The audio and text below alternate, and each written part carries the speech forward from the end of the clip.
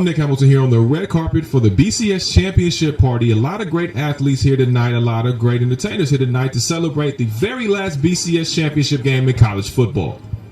You actually being an NFL analyst, what surprised you about this weekend's wild card playoff? Cincinnati losing to San Diego. I think I went 3-1 in my pool. I chose Cincinnati. I really thought they would keep the streak going, not lose at home with the weather being on their side. But, I think San Diego came out and played a great game. I think when you look at the Colts and you come back from 28 points, that says a lot. So, having an opportunity for the Colts and being counted out with that pass rush, Andrew Luck is coming to be the next Brett Favre, Peyton Manning, Drew Brees, Tom Brady. I don't know, he's going to be in between them somewhere. So when you look at Indianapolis Colts, I think they're a dangerous team. To me, I really see those guys going a long way because they're playing with house money. And when you're playing with house money, there's no pressure because you've already accomplished your goals as far as what the outside people have assumed what you could not do. So they are a dangerous team, and I really think that if they're able to go in Denver and get a win, then you got to look out because they could be on their way. Well, it's the 12th man, first of all. When you talk about Seattle, that's something that statistically you can't measure. You can't really factor the 12th man, but it's so loud on that field. And I really think it gives them an edge. The next is just the comfort level as far as the Seahawks being at home. I think they only lost one game in the past 2 years, so that really pretty much speaks for itself. What are your thoughts on Jameis Winston and how far can his career really go after tomorrow night?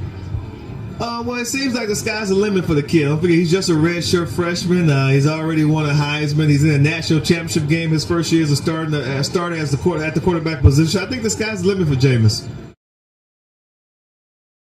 Well, obviously, Auburn, they present a new challenge to Florida State's defense. Their zone read with Nick Marshall and Tre Mason is it was on fire at the end of the season. I guess they expect to keep that momentum going if they can. It's been such a long layoff, but I think that at the end of the day, that defense is going to have to really have gap control. They're going to have gap integrity, and they're going to have to really be sound out in space. They're going to make a lot of tackles out in space. Oh, Lee Corso, hands down, exactly. That's not even. I probably didn't understand. Yeah, Lee Corso, it's not even close.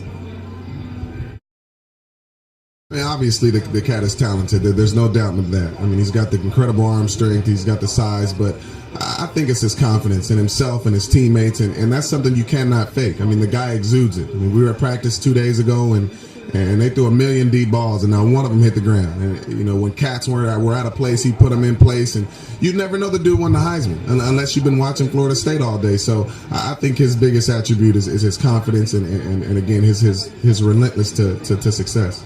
Now, if you were Jameis Winston after this season, and if you were eligible, would you go to the NFL draft or stay one more year in school? I think if I'm Jameis Winston, I need to think about just training for the combine. When you have played that well, and Jadeveon Clowney was in this position last year, there's nothing else for you to do.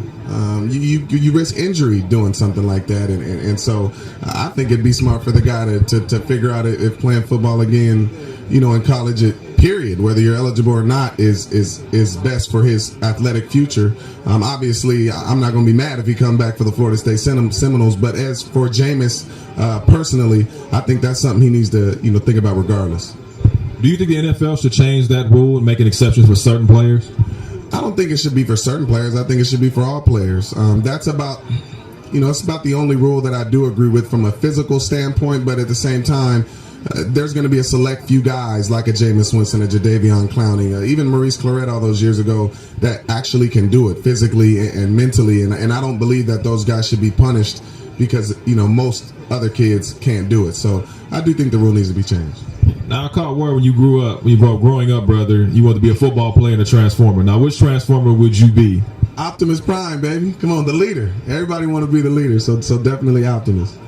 So you'll be an Autobot and not a Decepticon? That depends, actually. I might be the first hybrid, Did you have a huge collection growing up of Transformers? I did, and my son picked up right where I left off. That cat named our dog Optimus Prime, so Oh man, Transformers are everywhere, fat heads and toys, video games all over the place.